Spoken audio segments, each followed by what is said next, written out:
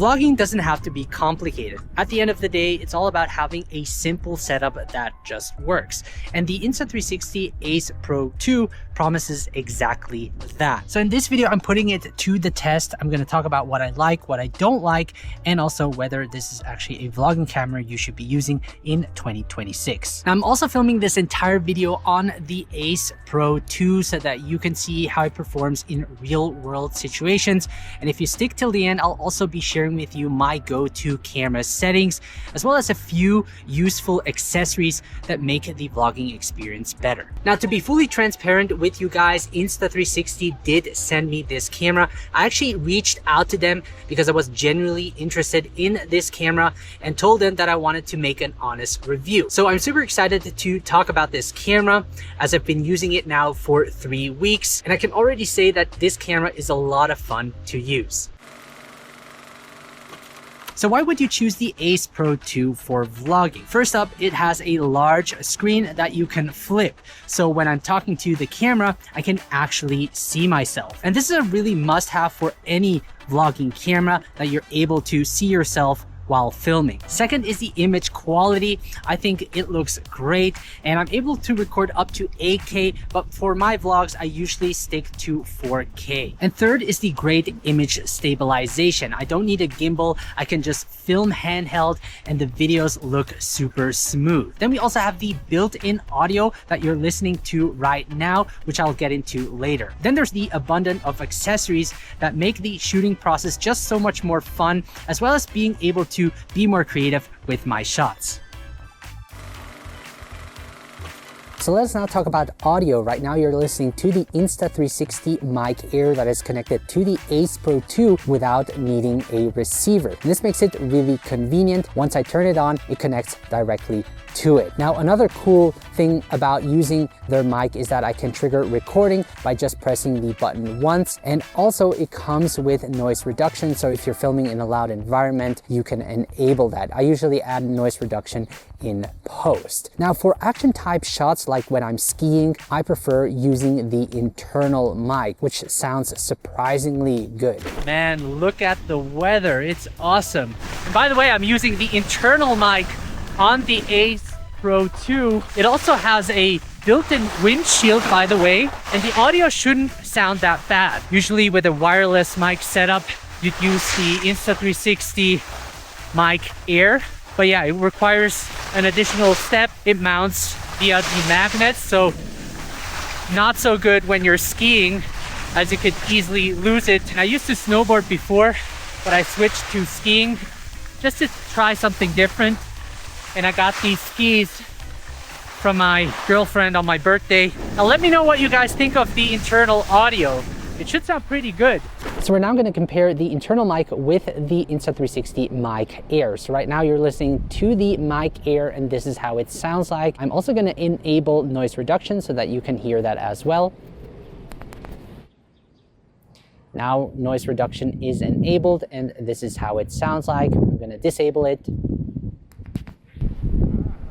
And now noise reduction is disabled. Let's now switch over to the internal mic. And now you're listening to the internal mic on the Ace Pro 2. Let me know if you can hear a difference. Now, whenever I'm close to the mic, I actually prefer using the internal mic because it's just so convenient and it sounds great. But if I do have to be further away from the camera, like this far, then it's better to use a wireless mic. Because now with the wireless mic connected, you can hear me much more clearly. So let's now talk about accessories. If you're thinking about getting the Ace Pro 2, then you do have to check out the mini 2-in-1 tripod that I'm using right now. It has a built-in extension pole. This way I can fit more in the frame, and it's also very comfortable to vlog with this tripod. Now you can also get the Bluetooth shutter separately to trigger recording from a distance. It's detachable, which is great. And also it comes with built-in tripod legs. This way I can record myself hands-free, just like that, which is super convenient. So I really like this tripod. I've used it for all of my activities such as snowboarding, hiking, and it's really worth the investment getting one. The next accessory which I find most exciting is the Explorer Grip Pro kit. And this basically upgrades your action camera into a street photography tool. So you get this cage with a grip, which also comes with a shutter control and a dial. And this allows you to zoom in, control the exposure, switch between different filters, and much more. Now the grip also has a built-in battery with 2010 milliamp. So it actually charges the Ace Pro 2 and also extends the runtime. You get around 5 hours and 40 minutes of battery runtime. Now do keep in mind that the Explorer Grip is not waterproof. There is a slot to the side where you can insert an SD card, but that's just a dummy slot, doesn't actually transfer files. Also, you're not able to transfer files directly from the grip. You do have to directly plug it to the action camera. It's really just meant to store your SD card in it. Now the grip makes it really fun to take photos with it, and I get all the basic button functions that I need. And I took a bunch of photos with this setup and the experience was really fun. So it is cherry blossom season and it only lasts for a really short time, and I want to take a few photos because I think it's going to turn out really great. Look at how beautiful it is. Now a really cool accessory is this sun hood, which I can magnetically attach to the Ace Pro 2's screen, and it really helps remove those reflections, especially on a sunny day like today. So let's capture some shots.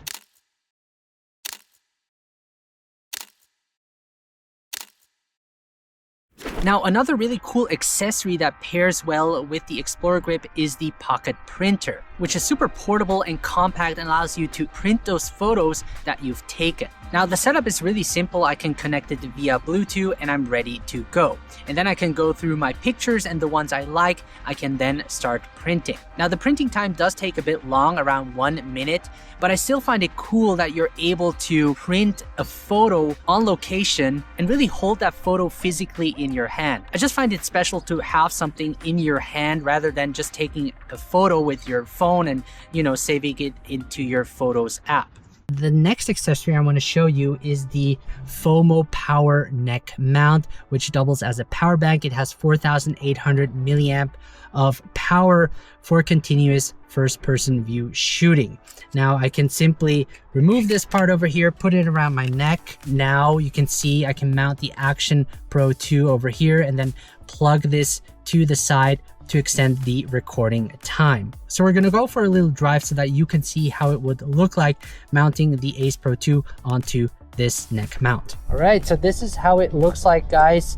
I'm using the widest field of view. I think it's called the Mega View. This way I can fit more in the frame. And I think this perspective looks great. Now I still have the wireless mic connected, which is in my pocket, but what I'm saying in this video is that you can connect conversion lenses to achieve creative shots with the Ace Pro 2. So I now have the cinematic lens attached to the Ace Pro 2, just to show you how it would look like when vlogging with this lens. Now I do think it lives up to its name. You get that 2.35:1 aspect ratio, and also when you film towards bright sunlight, you get those epic sun flares, making your videos really look interesting. By the way, I've set the field of view to linear. This way we don't get a lot of distortion. So now I have the ultra wide angle lens attached, and you can see it is super wide. It fits a lot into the frame, and I'm not even using the extension pole. If I do use it, you can see that I can fit even more in the frame. I think this makes it a really unique lens for vlogging. Just gonna walk around and show you this beautiful nature here. And I think this is the most wide angle lens I've used in any action camera. Now I think this lens is also especially interesting to use for photography, giving you really that immersive perspective. Especially at a place like this where you really want to show the landscape. I mean, look at the place I'm at right now. This is the Kauma See here in Flims, Switzerland. And it's just beautiful. So now I switched over to the macro lens, and what's cool about it is that there's a ring that allows you to switch between human and macro shots. Now, what's cool about the macro lens is that you can create really nice close-ups that would otherwise not be possible just using the standard lens. Oh, and by the way, what's also really cool is that you get focus peaking built into the screen. This way you can really see what's in focus, which can be really difficult on a smaller screen. When it comes to camera settings, I'm filming everything in 4K 25 frames per second. HDR I've turned on. I'm using the standard stabilization. In terms of field of view, I've set it to action view, especially for action type shots like right now. This way I can fit more in the frame. But when I'm vlogging on the streets, I set it to linear, as I don't want the distortion. The exposure I set to auto, this way I don't have to think about it. I set the EV to -0.3. This way I can protect the highlights a bit more. In terms of color profile, I set it to standard. This still gives me a little bit of leeway to color grade and add a final look to my video. The sharpness I set to medium. I think it's a good balance. In terms of audio, I'm using the internal mic and I've set it to voice enhancement. Internal audio sounds pretty good on this one. In case I forgot something, I'll mention it later. But yeah, leaving it in those settings makes vlogging just way more easier. I can just focus on the moment and not think about, you know, the camera settings and tweaking it every time. Let's see, where are we going now? So for me, there are a couple of cons of using the Ace Pro 2. First of all, it doesn't detect switching lenses. I have to do that manually every time.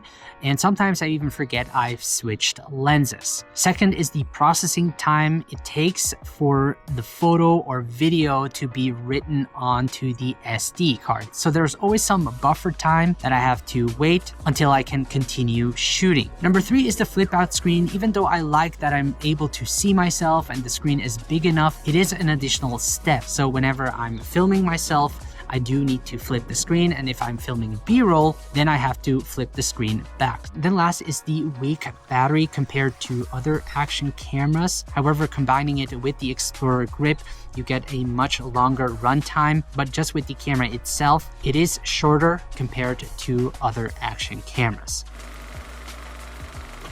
Now, if you're interested in the colors that I'm using, I've created a custom LUT pack for the Ace Pro 2. It's designed for footage shot in the standard picture profile so you can instantly turn your clips into a clean cinematic look that stands out and gives you more control over your style. I've also included my go-to camera settings in the pack so that you can get a very similar look right away. Super easy to use, and it makes your footage pop without spending a ton of time color grading. I'll leave a link in the video description if you want to check it out. All right, folks, there you have it. That is my simple take on the Insta360 Ace Pro 2. Now, if you do want to see a comparison between this camera and the Action 6, let me know in the comment section below. And also, if you have any questions, feel free to write me. Other than that, thank you so much for watching. Take care. I'll see you in the next one.